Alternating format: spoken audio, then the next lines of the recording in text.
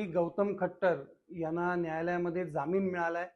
सर्व हिंदुत्ववाद्यांना ही बातमी देताना मला खूप आनंद होतोय की श्री गौतम खट्टर यांच्या पाठीशी देशभरातून विविध संघटना पाठीशी उभ्या राहिल्या, भक्कमपणे उभ्या राहिल्या। अर्थात माननीय न्यायालयाने त्यांना आता जामीन मंजूर केलाय। या अगोदर त्यांचे भाऊ माधव खट्टर यांना देखील जामीन मंजूर केलेला आहे।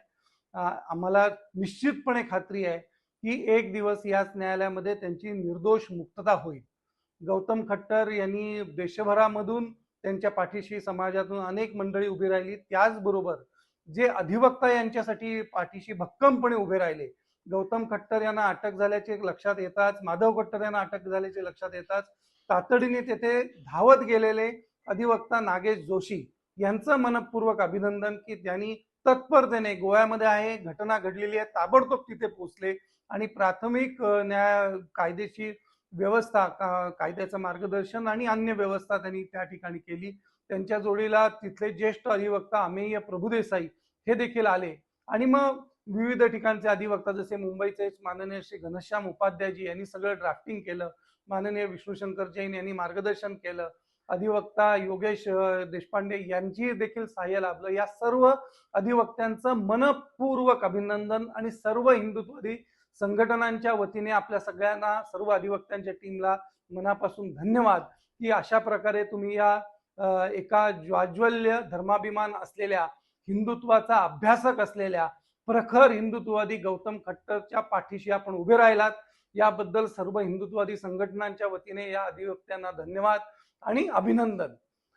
माझी अपेक्षा गोवा पोलिसांकडून देखील आहे की ज्या तत्परतेने तुम्ही माधव खट्टर यांना विमानाने जाऊन आणलं, अटक केली, त्या तत्परतेने गोव्यामध्येच राहत असलेले, आमच्या देवी देवतांवरती अश्लाघ्य टीका केलेले, विविध व्हिडिओ काढलेल्या अनेक धर्मविरोधी लोकांना आपण अशीच काहीतरी अद्दल घडवाल अशी अपेक्षा आहे।